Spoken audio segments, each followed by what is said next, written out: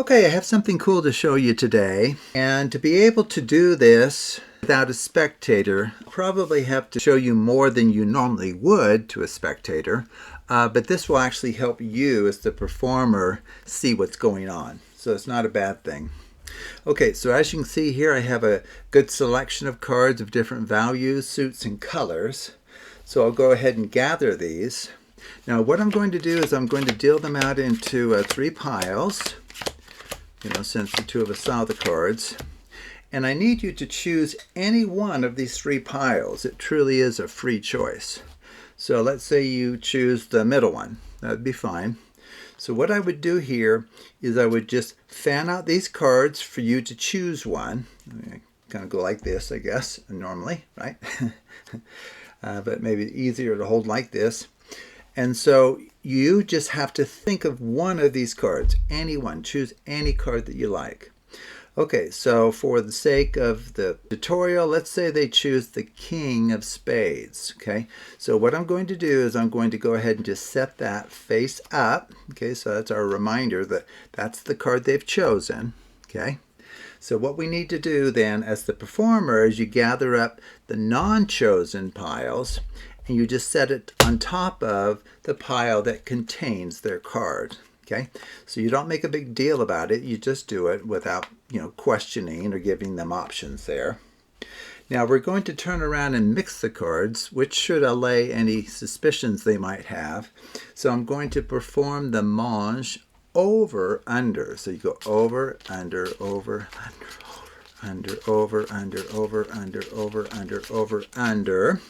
And then we'll follow that up with the Klondike Shuffle, which is another great way to randomize cards. It really is a great shuffle for just mixing things up. We're taking the top and bottom off as one. Okay, that's all we're doing. Now at this point, you just ask the spectator for the identity of the card that they saw and tell them that the cards will know whether or not they're lying. Okay, so if they lie, this just will not work. If they tell the truth, we will succeed together. Okay, so we're going to operate under the assumption that they tell the truth, okay, that their card is truly the King of Spades. Okay, so all you have to do at this point is spell King of Spades and reveal the next card. K-I-N-G-O-F-S-P-A-D-E-S. Reveal the next card, which is guaranteed to be the card that they saw and remembered. Okay? So, if you do everything that I showed you at the beginning, this will work for you every time.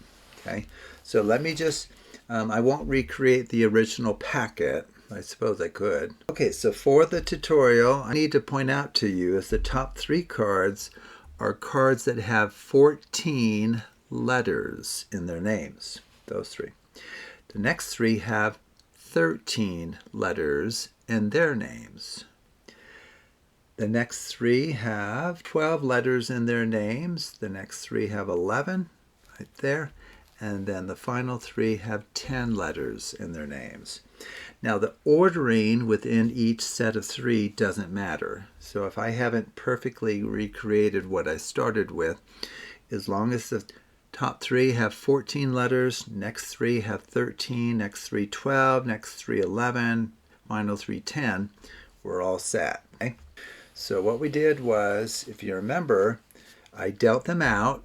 So if this is a card that has 14 letters in their names, 13 letters in their names, 12 letters in their names, 11 letters in their names, 10 letters in their names, and we have them choose any one of these. And that's true, it's a free choice. So each packet then consists of, top card has 10, 11, 12, 13, 14 letters in their names. Okay, now it doesn't matter which one they choose.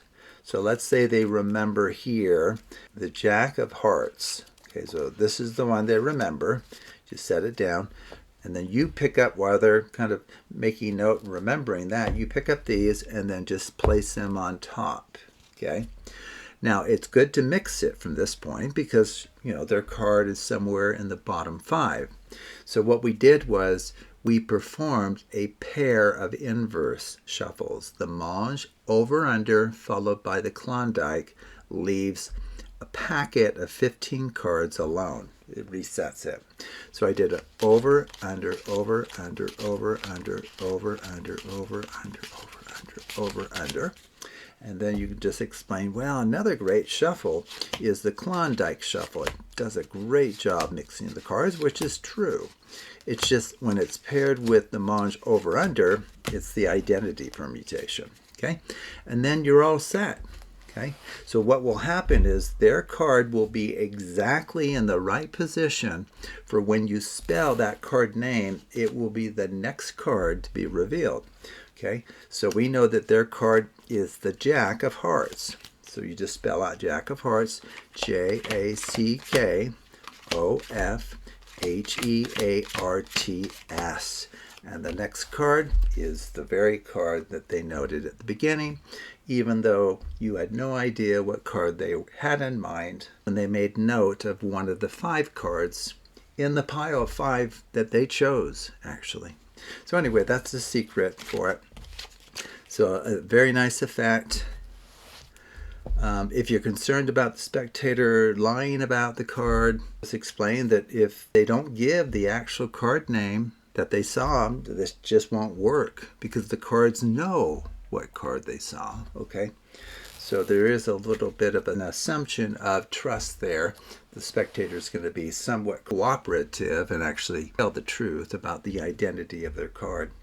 So anyway, this is a great effect, and I hope you have fun with it, and take a look at other videos on the Absolute Math Magic channel.